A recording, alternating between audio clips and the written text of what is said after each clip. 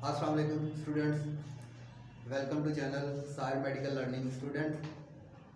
इस चैप्टर में हम पढ़ चुके हैं कोऑर्डिनेशंस के बारे में, कोऑर्डिनेशंस की टाइप्स के बारे में, कोऑर्डिनेशंस में जो नर्व सेल्स हैं, नर्व कोऑर्डिनेशन है उसमें नर्व सेल्स की प्रॉपर्टीज़ के बारे में जान चुके हैं। उसके बाद फैक्टर्स को जान चुके हैं। उसके बाद जो अगला हमारा ये जो टॉपिक है वो है central nervous system. Central nervous system के बारे में आज हम पढ़ेंगे। याद रहे कि सेंट्रल नर्वस सिस्टम जो है वो मैंने आपको बताया था कि जो हमारा नर्वस सिस्टम है वो दो टाइप्स के मुश्तमिल है। एक तो सेंट्रल नर्वस सीएनएस था और एक पीएनएस था। एक सेंट्रल नर्वस सिस्टम और दूसरा पेरिफेरल नर्वस सिस्टम। आज हमने सेंट्रल नर्वस सिस्टम में जो ब्रेन का किरदार है, जो ब्रेन का फंक्शन है, उसके बारे में पढ़ना है स्टूडेंट्स। ये आपके लिए सबसे अहम बात है कि ब्रेन एक ऐसा जिस्म के अंदर ऑर्गन है जो हमारी पूरी लाइफ की तमाम एक्टिविटीज़ उसके अंडर कंट्रोल होती हैं। पूरी लाइफ जो है हमारे जिस्म की तमाम एक्टिविटीज़ को ब्रेन कंट्रोल कर रहा होता है। यहाँ पे कुछ हमने डेफिनेशन लिखी हुई है ब्रेन से मतलब कि in animal all activities are under the control of brain. तमाम एनिमल्स में जो जितनी भी पूरी लाइफ की एक्टिविटीज़ हैं वो ब्रेन के कंट्रोल में होती हैं। ब्रेन उनको कंट्रोल कर रहा होता है। उसके बाद कुछ मैंने टर्म्स लिखी हुई हैं ब्रेन्स के बारे में पढ़ने से पहले। वो एक टर्म है क्रेनियम, उसके बारे में देखेंगे। मेनिंजेस के बारे में देखेंगे। ये CSF है, इसके बारे में देखेंगे। तो सबसे पहले क्रेनियम लिखा हुआ है कि क्रेनियम, सबसे पहले आपको बता दूं कि ये जो हमारा ब्रेन है ना, ये कहाँ पे प्रेजेंट है? ये स्कल के अंदर प्रेजेंट है। और ब्रेन हम क्या किसको रहे हैं, कभी कभी आपने वो बड़ी कुर्बानी में वो बकरा ज़िबा किया होगा, कुर्बानी की होगी और उसका वो मगज़ जो है ना वो आपने खाया होगा, ठीक है। और वो खोपड़ी से निकाल के जो मतलब वो जिसको हम मगज़ कह सकते हैं, मगज़ ही आप कहते हैं, वो खाया होगा, उसको हम ब्रेन कहेंगे। और आपने देखा जहाँ से आपने निकाल लिया था मगज़, वहाँ पे वो खाली स्पेस नहीं बच गई थी, खोपड़ी में खाली जगह बच गई थी, ठीक है। जहाँ से मगज़ निकाल लिया था वो खाली जगह जो थी वो हम उसे कहेंगे कि ये क्रेनियम है। यानी वो सरफेस एरिया है या वो सरफेस है या वो लोकेशन है जहाँ पे जो ब्रेन था वो सेफ था, जहाँ पे पड़ा हुआ था, उसको हम क्या कहेंगे? क्रेनियम।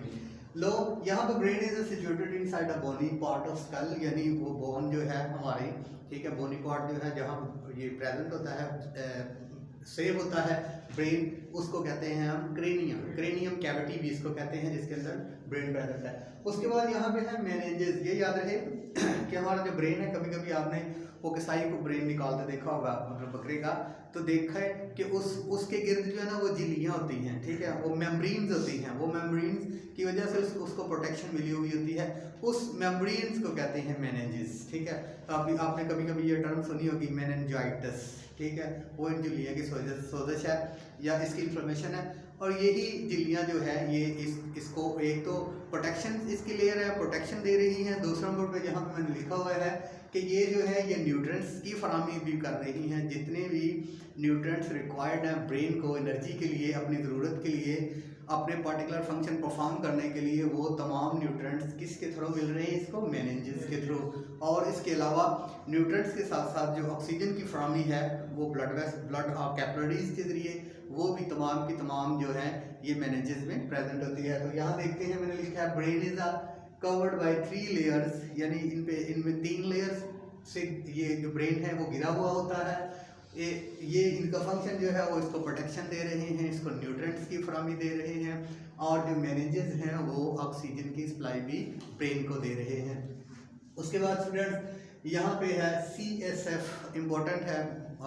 मेडिकल के अंदर जाके मतलब आपको पता चलेगा कि ज़्यादातर CSF को लिख देते हैं किसी न किसी सूरत में। तो इसका मतलब है कि ये हमारे जो वेंट्रिकल्स हमारे ब्रेन के अंदर है, स्पाइनल कॉर्ड के अंदर है, इसके अंदर जो फ्लूइड भरा हुआ है, जो वाटरली मतलब ये चीज़ है, या हम उसको फ्लूइड ही कहेंगे, फ्लूइड भरा हुआ है, उसको हम CSF जो है वो एब्रिविएशन होगा सेरेब्रोस्पाइनल फ्लूइड का, ठीक है। यानी ये इसके जो इसके अंदर मेनिंजेस के अंदर जो झिल्ली के इनसाइड जो फ्लूइड है उसको कहेंगे सेरेब्रोस्पाइनल फ्लूइड। और इसके अंदर भी जो है वो आइंस नमकियात हैं, या इसको फ्रिक्शन से या मूवमेंट कर रहे होते हैं, भाग रहे होते हैं, दौड़ रहे होते हैं, ठीक है। और उस वक्त जो ये फ्लूइड है इसको इंजरी से या फ्रिक्शन से इसकी प्रोटेक्शन देता है। उसके बाद स्टूडेंट्स ब्रेन, मैंने आगे चलते हैं ब्रेन की टाइप्स के बारे में। ब्रेन की कितनी टाइप्स हैं 3 मेजर टाइप्स हैं यहाँ पे।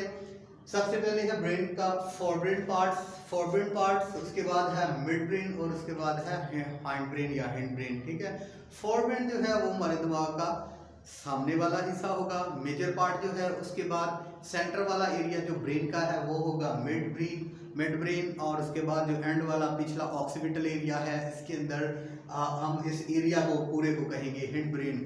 अब फोरब्रेन के बारे में भी देखेंगे कि फोरब्रेन के अंदर ब्रेन के कौन कौन से पार्ट्स प्रेजेंट है। उसके बाद हम देखेंगे कि मिड ब्रेन के अंदर इसके कौन कौन से पार्ट्स शामिल है मिड ब्रेन एरिया में, उनके पार्टिकुलर फंक्शंस के बारे में जानेंगे। उसके बाद हम पढ़ेंगे हैंड ब्रेन के बारे में। हैंड ब्रेन में देखेंगे हम कि इसमें जो है वो मेडुला ऑब्लिंगेटा है या सेरेबेलियम है या और पान्स हैं या और कौन से जो पार्टिकुलर पार्ट्स हैं ब्रेन के वो प्रेजेंट है और उनके फंक्शंस के बारे में जानेंगे। सबसे पहले जो हमने आज देखना है वो फोरब्रेन के बारे में देखना है। फोरब्रेन में हमने देखना है कि फोरब्रेन के अंदर मेजर कौन से पार्ट्स हैं। नेक्स्ट इनकी डिटेल हम इंशाल्लाह स्टडी करेंगे। फोरब्रेन के अंदर जो मेजर पार्ट्स हैं वो इसके हैं थैलेमस, उसके बाद है हाइपोथैलेमस और उसके बाद है सेरिब्रम। इंशाल्लाह अगले लेक्चर में हम थैलेमस के बारे में, इसकी डिटेल के बारे में, ये कहाँ पे प्रेजेंट है, फोरब्रेन के किस पार्ट में, किस एरिया में प्रेजेंट है और इसका पार्टिकुलर फंक्शन कौन सा है। उसके बाद फोरब्रेन में हम हाइपोथैलेमस में पढ़ेंगे कि फोरब्रेन में किस एरिया के अंदर हाइपोथैलेमस प्रेजेंट है, हाइपोथैलेमस का फंक्शन ब्रेन के अंदर या इसका किरदार ब्रेन के अंदर क्या है, ये कौन से पार्टिकुलर फंक्शन परफॉर्म करता है। उसके बाद हम पढ़ेंगे सेरिब्रम के बारे में। सेरिब्रम देखेंगे कि ये कौन सा फोरब्रेन का पार्ट है और सेरिब्रम जो है वो जिस्म की किन किन एक्टिविटीज़ को कंट्रोल कर रहा है। असल में फोरब्रेन के जो पार्ट्स हैं, थैलेमस है, हाइपोथैलेमस है, सेरिब्रम है, ये अपने पार्टिकुलर फंक्शन की वजह से इनको डिवाइड किया गया है कि थैलेमस जिस्म के इन हरकत को, इन कामों को कंट्रोल कर रहा है।